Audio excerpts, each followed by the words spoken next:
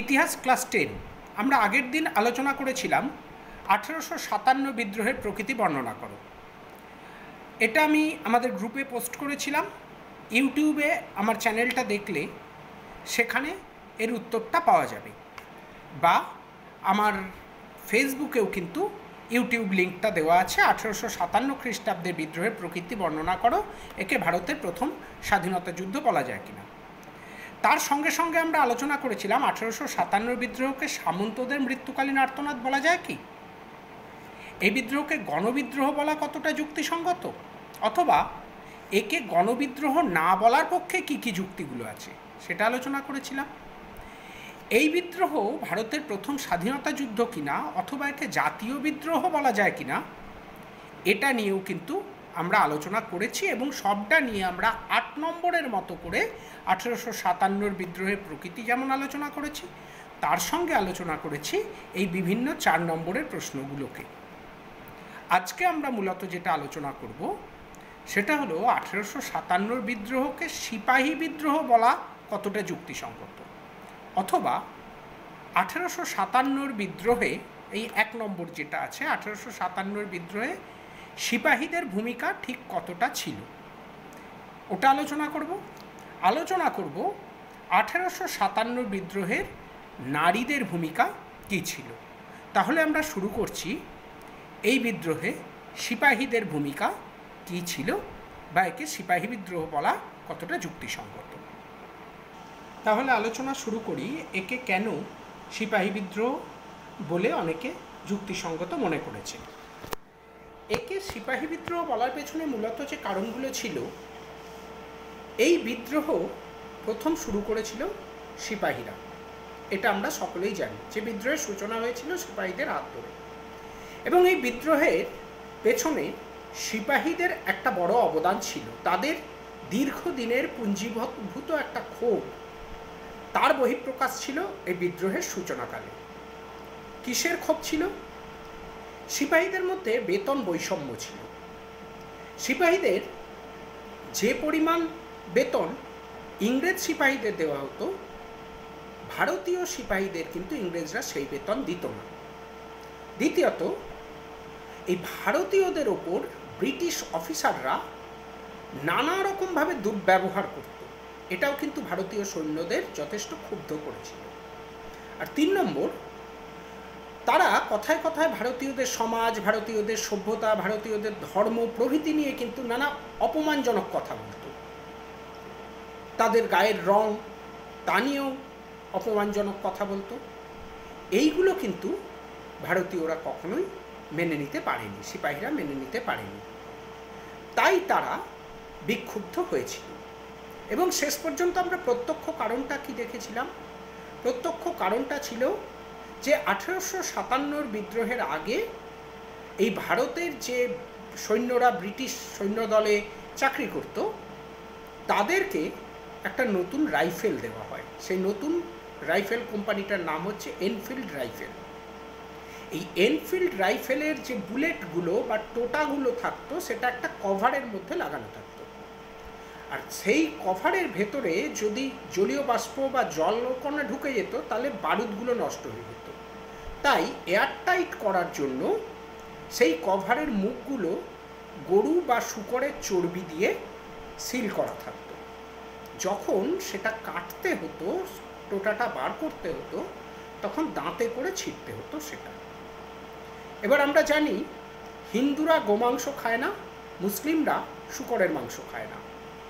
এবার তারা তো জানে না কোন টোটাটায় কাদের কিসের চর্বি লাগানো আছে। এবার সেটা যে সবসময় সত্যি ছিল তাও নয়, কিন্তু অনেকাংশে নাকি গুজবও হয়েছিল এটা, যে গরু শূকরের চর্বি সবসময় লাগানো থাকতো তা নয়, কিন্তু কিছুটা ঘটনা ঘটেছিল গরু শূকরের চর্বি লাগানো থাকতো। সেই কারণে তারা দাঁত দিয়ে সেই টোটা কভারটা কাটতে অস্বীকার করে। তারা বলে আমরা এই বন্দুক ব্যবহার করব না। ব্রিটিশ সরকার তাদের জোর করে বাধ্য করে সেই বন্দুক, সেই রাইফেল ব্যবহার করার জন্য। এতে সৈন্যরা প্রচণ্ড ক্ষুব্ধ হয় এবং তার বিরুদ্ধেই বিদ্রোহ শুরু করে। তাহলে আমরা দেখে নিই কারণগুলো কী ছিল। অসন্তোষের প্রথম কারণ ভারতীয়দের সৈন্যদের ওপর ব্রিটিশ অফিসারদের দুর্ব্যবহার, বেতন ও অন্যান্য সুযোগ সুবিধার ক্ষেত্রে বৈষম্য, আলোচনা করেছি ওটা।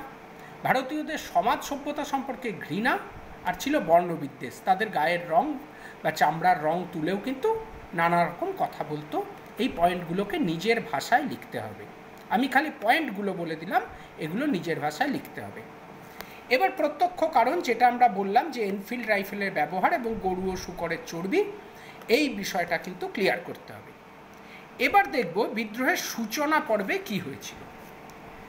1857 খ্রিস্টাব্দের ফেব্রুয়ারি মাসে প্রথম বিদ্রোহ দেখা যায় বহরমপুর সেনা ছাউনিতে। এটা বন্দুক নিয়ে বিদ্রোহ ছিল না, কিন্তু একটা প্রতিবাদ হয়েছিল প্রথম বহরমপুর সেনা ছাউনিতে। তারপর 29শে মার্চ ব্যারাকপুর সেনা ছাউনিতে মঙ্গল পাণ্ডে বিদ্রোহ ঘোষণা করেন। কিন্তু মঙ্গল পাণ্ডের সঙ্গে কেউ ছিলেন না, তিনি একাই বিদ্রোহ করেছিলেন এবং বন্দুক দিয়ে দুজন ইংরেজ অফিসারকে হত্যা করেন। তার জন্য ব্রিটিশ সরকার তাকে ফাঁসি দেয়। কিন্তু এই মঙ্গল পাণ্ডের ঘটনা থেকেই ভারতের যে সৈনিকরা ছিল, ভারতীয় সৈনিকদের মধ্যে কিন্তু একটা উন্মাদনার সৃষ্টি হয়।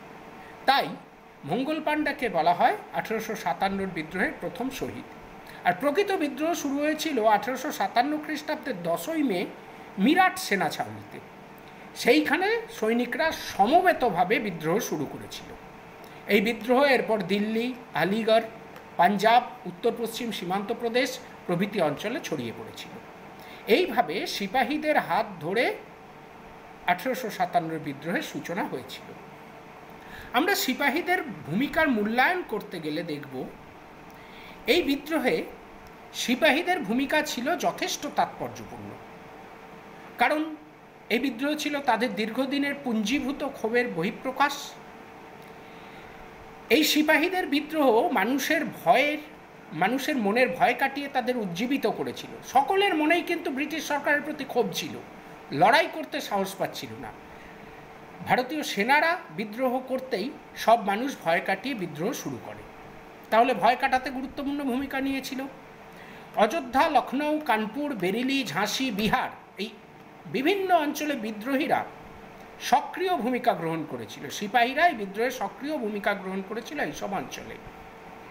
এই সিপাহীরাই কিন্তু বাদশাহ দ্বিতীয় বাহাদুর শাহকে তাদের নেতা মেনেছিল, যেটা এই বিদ্রোহের একটা গুরুত্বপূর্ণ ঘটনা বলে মনে করা যায়। যাতে জাতীয়তাবাদের বহিঃপ্রকাশ ঘটেছিল যে সিদ্ধান্তে, সেটা হলো দ্বিতীয় বাহাদুর শাহকে নেতা মেনেছিল কিন্তু এই সিপাহীরাই।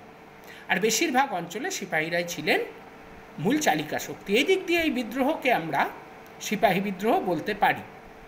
এই সব কারণেই জন লরেন্স, চার্লস রেক্স, জন সিলি, অক্ষয় কুমার দত্ত, দাদাভাই নৌরজির মতো বিখ্যাত মানুষেরা এই বিদ্রোহকে সেনা বিদ্রোহ বলেই উল্লেখ করেছে, যা কিন্তু অযৌক্তিক নয়, যথেষ্ট যুক্তিসঙ্গতভাবেই মনে করি। কিন্তু একে শুধু সেনা বিদ্রোহ বললে চরিত্র সম্পর্কে ধারণা পাওয়া যাবে না। কারণ এটা যদি সেনা বিদ্রোহ হতো, সেনাদের ক্ষোভ থেকেই যদি এই বিদ্রোহ হতো, তাহলে গোর্খা, শিখ, রাজপুতদের মতো সেনারা ইংরেজদেরকে সাহায্য করতো না এই বিদ্রোহ দমন করতে। এই গোর্খা, শিখ, রাজপুত সেনারা কি করেছিল না এই বিদ্রোহ দমন করতে গুরুত্বপূর্ণ ভূমিকা নিয়েছিল। আবার অন্যদিকে দেখতে পাই বহু অঞ্চলে সাধারণ মানুষ বিদ্রোহে মুখ্য ভূমিকা গ্রহণ করেছিল। নানা সাহেব, আবার সেই সঙ্গে নানা সাহেব, ঝাঁসির রানী, বাহাদুর শাহের মতো রাজারাও এই বিদ্রোহে নেতৃত্ব দিয়েছিল। তাহলে এই বিদ্রোহকে শুধু সিপাহী বিদ্রোহ বলা যাবে না, কারণ সিপাহীদের ক্ষোভের সঙ্গে সঙ্গে সাধারণ মানুষের ক্ষোভ না থাকলে কিন্তু বিদ্রোহ এত বিস্তীর্ণ অঞ্চলে ছড়িয়ে পড়তে পারতো না, এত সাধারণ মানুষ বিদ্রোহে যোগ দিত না, এবং বিভিন্ন সামন্ত প্রভু বা রাজা জমিদাররা বিদ্রোহে গুরুত্বপূর্ণ অংশ নিত না। এই সব দিক বিবেচনা করে আমরা এই বিদ্রোহকে ভারতে সিপাহী বিদ্রোহ না বলে ভারতে জাতীয় বিদ্রোহই বলব। তবে সিপাহীদের ভূমিকা ছিল যথেষ্ট গুরুত্বপূর্ণ এবং এই বিদ্রোহে সূচনার পেছনেও তাদের ভূমিকাই ছিল মুখ্য, এটা কিন্তু আমরা স্পষ্ট করেই বলতে পারি। এইভাবে এই সিপাহী বিদ্রোহে সেনাদের ভূমিকাটা আলোচনা করব। আমি আগেই বলেছি বিভিন্ন অ্যাঙ্গেল থেকে কিন্তু প্রশ্ন আসছে, সব রকম প্রশ্ন আমাদের মাথায় রেখে যেতে হবে এবং সেই রকমভাবেই কিন্তু তৈরি করতে হবে। আমরা চলে যাব পরের প্রশ্নে। পরের প্রশ্ন হচ্ছে সিপাহী বিদ্রোহ অথবা 1857 মহাবিদ্রোহে নারীদের ভূমিকা কী ছিল। আমরা দেখেছি নারী ইতিহাস কিন্তু এখন যথেষ্ট গুরুত্ব দিয়ে পড়ানো হচ্ছে। আমরা এতদিন ঝাঁসি রানী লক্ষ্মীবাই ছাড়া নারীদের কিন্তু সেইভাবে অবদানের কথা আলোচনা করিনি, কিন্তু এখন আমাদের তৈরি থাকতে হবে সেই রকম প্রশ্নও আসতে পারে 1857 বিদ্রোহে নারীদের কি ভূমিকা ছিল। নারীদের ভূমিকা বলতে সাধারণ নারীদের ভূমিকা কিন্তু সেইভাবে ইতিহাস লিখে যায়নি। আমরা মূলত দুজন নারীর কথাই এখানে আলোচনা করব। একজন ঝাঁসির রানী লক্ষ্মীবাইয়ের কথা আলোচনা করব, আরেকজন হজরত মহল অযোধ্যার বেগম, তার গুরুত্বপূর্ণ ভূমিকার কথা আলোচনা করব। আমরা দেখে নিই যে নারীদের ভূমিকা কি ছিল। তাহলে 1857 বিদ্রোহে নারীদের ভূমিকা আলোচনা করতে গেলে শুধুমাত্র দুজন নারীর কথা বললেই তো হবে না, আমাদের উত্তরটা তৈরি করতে হবে কিভাবে না, যে কোনো বিদ্রোহেই নারীরা গুরুত্বপূর্ণ ভূমিকা নেন, যেটা আমি প্রথমে লিখেছি। তারা সবসময় যুদ্ধক্ষেত্রে লড়াই না করলেও অস্ত্রের যোগান দিয়ে, রসদ জুগিয়ে, গুপ্তচরের কাজ করে বিদ্রোহীদের সাহায্য করেন। এই বিদ্রোহ কিন্তু তারা গুরুত্বপূর্ণ ভূমিকা এইভাবে নিয়েছিলেন যে গুপ্তচরের ভূমিকা গ্রহণ করে বা অস্ত্র সরবরাহ করে বিদ্রোহে নারীরা গুরুত্বপূর্ণ ভূমিকা নেন। আবার অনেক সময় যেমন আমরা দেখতে পাই চুয়ার বিদ্রোহে, রানী শিরোমণি বা সাঁওতাল মুন্ডা বিদ্রোহে বিভিন্ন নারীরা সরাসরি যুদ্ধক্ষেত্রে লড়াই করেছেন। এই বিদ্রোহ কিন্তু সেই রকমই বিভিন্ন নারীরা লড়াই করেছিলেন, এই বিদ্রোহ তারা পিছিয়ে ছিলেন না, তাদের যথেষ্ট গুরুত্বপূর্ণ ভূমিকা ছিল। আর আমরা নারীদের বিষয়ে আলোচনা করতে গেলে এই বিদ্রোহে দুই বিখ্যাত নারী সেনাপতি বা দুই বিখ্যাত নারীর কথা আলোচনা করব। একজন ঝাঁসির রানী লক্ষ্মীবাই, আরেকজন লখনৌয়ের বেগম হজরত মহল। প্রথমে লক্ষ্মীবাই। লক্ষ্মীবাই মধ্য ভারত ও বুন্দেলখণ্ডে বিদ্রোহের নেতৃত্ব দেন ঝাঁসির রানী লক্ষ্মীবাই। তার প্রকৃত নাম ছিল মণিকর্ণিকা তাম্বে, তার স্বামীর নাম ছিল গঙ্গাধর রাও। তাদের একটা ছোট্ট পুত্র ছিল, তার নাম দামোদর রাও, কিন্তু দামোদর রাও 4 মাস বয়সে মারা গেলে তারা আনন্দ রাও নামে একজনকে দত্তক নেন ছেলে হিসাবে, যে গঙ্গাধর রাও মারা গেলে তার সম্পত্তি পাবে বা সিংহাসন পাবে আনন্দ রাও। কিন্তু সত্যবিলোপ নীতির মাধ্যমে এই দত্তক পুত্র গ্রহণ নিষিদ্ধ হয়ে যায়। সেই কারণেই যখন স্বামী গঙ্গাধর রাও মারা গেল তখন এই আনন্দ রাওকে কিন্তু ব্রিটিশরা আর মেনে নিতে চায়নি। তাই স্বামী মারা যাওয়ার পর সত্যবিলোপ নীতির আগ্রাসনের বিরুদ্ধে রানী লক্ষ্মীবাই অস্ত্র ধরেন। তিনি সাহসের সঙ্গে যুদ্ধ করেন। তাঁতিয়া টুপির সঙ্গে যৌথভাবে তিনি গোয়ালিয়র বা গালিয়ার দখল করেন। এইভাবে যুদ্ধ করতে করতেই 1858 খ্রিস্টাব্দের 18ই জুন তিনি যুদ্ধক্ষেত্রে প্রাণ দেন। এই জন্য ইংরেজ ঐতিহাসিক হিউ রোজ তাকে বিদ্রোহী নেতাদের মধ্যে শ্রেষ্ঠ নেতা বলেছেন। বিভিন্ন ঐতিহাসিক কাহিনী লেখায় তার বীরত্ব অমর হয়ে আছে। আর আরেকজন হলেন হজরত মহল। লখনৌয়ের বেগম হজরত মহল তার নাবালক পুত্রের অভিভাবক হিসাবেই অস্ত্র ধরেন। তার নাবালক পুত্রের দাবি অস্বীকার করে ইংরেজ সরকার এই হজরত মহলের যে সাম্রাজ্য সেটাও কিন্তু বা রাজ্যটা দখল করে নিতে চাইছিল, তাই তিনি অস্ত্র ধরেছিলেন। লখনৌয়ের পতনের পর 15,000 যোদ্ধা নিয়ে তিনি ব্রিটিশের বিরুদ্ধে বিদ্রোহ চালিয়ে গিয়েছিলেন। দীর্ঘদিন ধরে কিন্তু এই হজরত মহল সাহসিকতার সঙ্গে যুদ্ধ করেছিলেন। এই দুটো দিক আলোচনা করে আমরা বলতে পারি যে এই দুই নারী যথেষ্ট গুরুত্বপূর্ণ ভূমিকা গ্রহণ করেছিল। এইভাবে 1857 বিদ্রোহে নারীরা গুরুত্বপূর্ণ ভূমিকা গ্রহণ করে। এছাড়াও বহু নাম না জানা নারী তারাও যুদ্ধ করেছেন, অজানাই রয়ে গেছে তাদের বীরত্বের কথা। এটা হলো এই বিদ্রোহে নারীদের অবদান। আমরা 3 নম্বরে আরেকটা প্রশ্ন আজকে আলোচনা করে নিই। মহারানীর ঘোষণাপত্র কি? এই ঘোষণাপত্রে কি বলা হয়েছিল? এইভাবে আসতে পারে, অথবা মহারানীর ঘোষণাপত্র ভারতীয়দের আনুগত্য অর্জনের প্রয়াস ছিল, মতটি ব্যাখ্যা করো, এটা আসতে পারে। অথবা 1857 বিদ্রোহ ভারতের শাসন ব্যবস্থায় কী পরিবর্তন এনেছিল, এটাও আসতে পারে। তাহলে যদি মহারানীর ঘোষণাপত্র লেখে, তাহলে মহারানীর ঘোষণাপত্রে মূলত কি কি বিষয়ের কথা বলা হয়েছিল, কি কি তিনি ঘোষণা করেছিলেন বা ভারতীয়দের কি কি সুযোগ সুবিধা দিয়েছিলেন, এইটা নিয়েই আলোচনা করতে হবে। যদি প্রশ্ন আসে মহারানীর ঘোষণাপত্রে কী বা তাতে কী বলা হয়েছিল, তার ধারাগুলো বর্ণনা করে বলতে হবে যে এইগুলো, সেটা আমি পরে আলোচনা করছি। ধারাগুলো আমি বলে দিই যে কীভাবে উত্তরটা করব। তার ধারাগুলো আলোচনা করে বলতে হবে যে মহারানীর ঘোষণাপত্রে এই সুবিধাগুলো ভারতীয়দের দেওয়া হয়েছিল মূলত ভারতীয় রাজা জমিদারদের মুখ চেয়ে, এবং তারা যাতে মহারানীকে সম্মান করে মেনে নেয় এবং তাদের সমর্থন পেয়ে বা আনুগত্য পেয়ে যেন ব্রিটিশরা আরও দীর্ঘদিন ভারতটা শাসন করতে পারে, তারা যাতে বিদ্রোহী না হয় ভারতীয়রা, সেই দিকটাকে লক্ষ্য রেখেই মহারানী তার ঘোষণাগুলো করেছিলেন। এইভাবে আমাদের ওই উত্তরটা তৈরি করতে হবে যদি বলে যে আনুগত্য অর্জনের প্রয়াস ছিল কি। আবার এইরকম প্রশ্নও আসতে পারে যে এটা পরবর্তীকালে যে আশ্বাস দেওয়া হয়েছিল সেই আশ্বাস ভঙ্গের একটা ব্যাপার ছিল কি, এর মধ্যে বিশ্বাস ভঙ্গের দলিল ছিল, এমন প্রশ্নও আসতে পারে। মহারানীর ঘোষণাপত্র কি ভারতীয়দের দেওয়া প্রতিশ্রুতি বা বিশ্বাসের ভঙ্গের দলিল ছিল? তাহলে তার যে ধারাগুলো তিনি কি কি বলেছিলেন সেগুলো বলতে হবে, বলে শেষটায় লিখতে হবে যে এগুলো কিন্তু পরবর্তীকালে ব্রিটিশ সরকার মেনে নেয়নি। তারা ভারতে আগ্রাসন চালিয়ে গিয়েছিল, তারা বিভিন্ন ক্ষেত্রে ভারতের ধর্মীয় ব্যবস্থায় হস্তক্ষেপ করেছিল, তারা ইংরেজদেরকে অতিরিক্ত সুযোগ সুবিধা সবসময় দিয়ে এসেছিল। তাই মহারানীর ঘোষণাপত্রে যে প্রতিশ্রুতিগুলো দেওয়া হয়েছিল সেগুলো বেশিরভাগ সময় রাখা হয়নি বলে একে প্রতিশ্রুতি ভঙ্গের দলিল আমরা বলতে পারি। তো আমরা প্রথমে দেখে নিই মহারানীর ঘোষণাপত্র কি বলা হয়েছিল। আর তার সঙ্গে যদি আবার প্রশ্ন আসে যে 1857 বিদ্রোহের প্রভাবে ভারতীয় শাসন ব্যবস্থায় কি পরিবর্তন এসেছিল, তাহলে কিন্তু শুধু মহারানীর ঘোষণাপত্র আলোচনা করলে হবে না। তখন আলোচনা করতে হবে দুটো দিক। একটা 1858 সালের ভারত শাসন আইন, যাকে তারা গালভরা একটা নাম দিয়েছিল act for the better government of India. এই আইনে কি বলা হয়েছিল সেটা আলোচনা করতে হবে, সঙ্গে মহারানীর ঘোষণাপত্রের কথাও আলোচনা করতে হবে। এই দুটো দিকই আমরা একটু দেখে নেব যে 1857 বিদ্রোহের পরবর্তীকালে যে 1858 যে ভারত শাসন আইন তাতে কি বলা হয়েছিল, মহারানীর ঘোষণাপত্রে কি বলা হয়েছিল, আমরা সেটা একটু দেখে।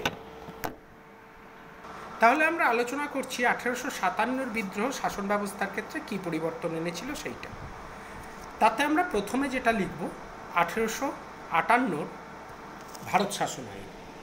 এই আইন চালু হয়েছিল 1858 সালের আগস্ট মাসে, পাশ হয়েছিল, চালু হয়েছিল নভেম্বর মাসে।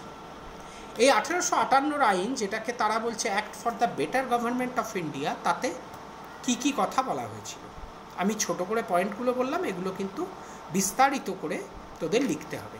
1 নম্বর, ইস্ট ইন্ডিয়া কোম্পানির শাসনের অবসান ঘটে গেল। এতদিন ভারত শাসন করত একটা বাণিজ্যিক কোম্পানি যার নাম ইংরেজ ইস্ট ইন্ডিয়া কোম্পানি। সেই কোম্পানির শাসনের অবসান ঘটল 1858 ভারত শাসন আইনে। দ্বিতীয়ত, ভারতের শাসনভার সরাসরি ব্রিটেনের মহারানীর হাতে চলে গেল বা রাজ পরিবারের হাতে চলে গেল।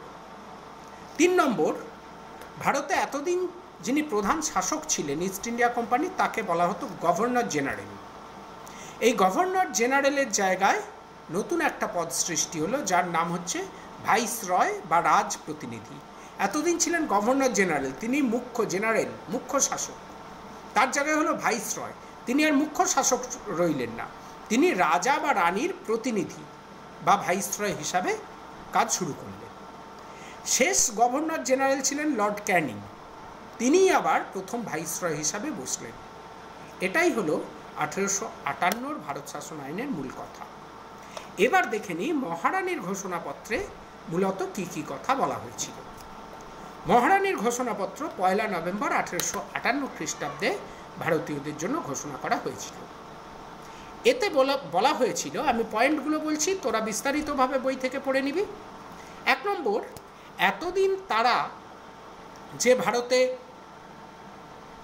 বিধবা বিবাহ আইন, সতীদাহ রদ করা আইন ইত্যাদি চালু করেছিল, তারা আর তা করবে না। ভারতীয়দের খুশি করার জন্য তারা বলল ভারতের সমাজ বা ধর্মে ইংরেজ সরকার কোনো রকম হস্তক্ষেপ করবে না।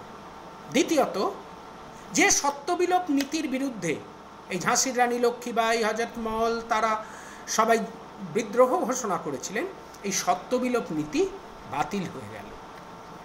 নেক্সট, রাজাদের দত্তক গ্রহণের অনুমতি, দত্তক গ্রহণ এতদিন নিষিদ্ধ ছিল, এখানে রাজাদের আবার দত্তক নেবার অনুমতি দেওয়া হলো এবং দত্তক পুত্ররা আবার সাম্রাজ্যের অংশীদার হিসাবে তারা সাম্রাজ্য পরিচালনা করতে পারবে, এটা বলা হলো। তাহলে দত্তকের অনুমতি দেওয়া হলো 3 নম্বর। 4 নম্বর, এতদিন পর্যন্ত ভারতের বিভিন্ন অঞ্চলে তারা যে সাম্রাজ্য বিস্তার করেছে আর তাদের সাম্রাজ্য বিস্তারে কোনো আগ্রহ নেই, তারা ভারতে আর সাম্রাজ্য বিস্তার করবে না, এটাও মহারানীর ঘোষণাপত্রে বলা হলো। 5 নম্বর বলা হলো যোগ্যতার ভিত্তিতে চাকরি দেওয়া হবে। এতদিন চাকরি কীভাবে দেওয়া হতো? এতদিন চাকরি দেওয়া হতো যে বর্ণ দেখে, ইংরেজদের দেখে চাকরি দেওয়া হতো, ইংরেজদের এক রকমের চাকরি, এক রকমের বেতন। এখানে তা নয়, এখানে শিক্ষা বা যোগ্যতার ভিত্তিতে ধর্ম বর্ণ নির্বিশেষে চাকরি দেওয়া হবে, এই কথাটাও বলা হলো।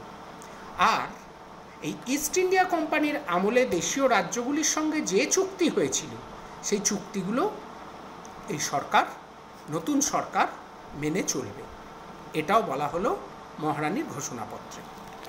তাহলে আমরা দেখতে পেলাম যে মহারানী তার ঘোষণাপত্রে মূলত কতগুলো সুযোগ সুবিধা দিলেন, ভারতীয়দের খুশি করতে চাইলেন। তোমাদের ধর্ম, তোমাদের সমাজ, তোমাদের মতো থাক, আমরা হস্তক্ষেপ করব না। সত্যবিলোপ নীতি, যা নিয়ে এত তোমাদের ক্ষোভ, সেই সত্যবিলোপ নীতি বাতিল করা হলো। তোমরা দত্তক পুত্র গ্রহণ করো, তাতে আমাদের কোনো সমস্যা নেই, সেই সুবিধাও দেওয়া হলো। তারা ভারতের আর কোথাও সাম্রাজ্য বিস্তার করবে না, সে কথাও বলে দেওয়া হলো। যোগ্যতার ভিত্তিতে চাকরি দেওয়া হবে, এ কথাও বলে দেওয়া হলো। এবং দেশীয় রাজাদের সঙ্গে চুক্তিগুলিও মেনে চলা হবে, সেটা এইসব সুযোগ সুবিধা দেওয়া হলো। তো এইগুলো দেখে আমরা বুঝতে পারছি হঠাৎ ভারতীয়দের এত সুযোগ সুবিধা দিল কেন না, ভারতীয়দের খুশি করে তাদের আনুগত্য পাবার জন্যই কিন্তু এই সুযোগ সুবিধাগুলো দেওয়া হয়েছিল। তাই মহারানীর ঘোষণাপত্রকে ভারতীয়দের আনুগত্য অর্জনের প্রয়াস বলে আমরা মনে করতেই পারি। আর যদি বলে, প্রশ্ন আসে যে এটাকে কি প্রতিশ্রুতি ভঙ্গ বলা যায়? হ্যাঁ, বলা যায়। কারণ আমরা দেখব ইলবার্ট বিল বিতর্ক পরবর্তীকালে হয়েছিল, তাতে শ্বেতাঙ্গ বিচারকদের একরকম ক্ষমতা, ভারতীয় বিচারকদের আরেক রকম ক্ষমতা। ইংরেজরা কিন্তু ভারতীয়দের সমান সুযোগ দেয়নি। মহারানী যে ঘোষণা করেছিলেন যোগ্যতাটাই প্রধান, তা কিন্তু দেখা হয়নি, কোনো ক্ষেত্রেই দেখা হয়নি। ফলে একে প্রতিশ্রুতি ভঙ্গের অধ্যায়ও কিন্তু বলা যায়। এইভাবে আমরা এই 3টে প্রশ্ন নিয়ে আলোচনা করব। তোরা ভালো করে এগুলো বাড়িতে শুনে নিয়ে, বইটা না পড়লে কিন্তু হবে না, বই পড়ে উত্তরগুলো তৈরি করতে হবে। শুধুমাত্র শুনে গিয়ে উত্তর লেখা কিন্তু সম্ভব হবে না, পড়তে হবে আরও বেশি করে। তোরা বেশি করে পড়াশোনা কর।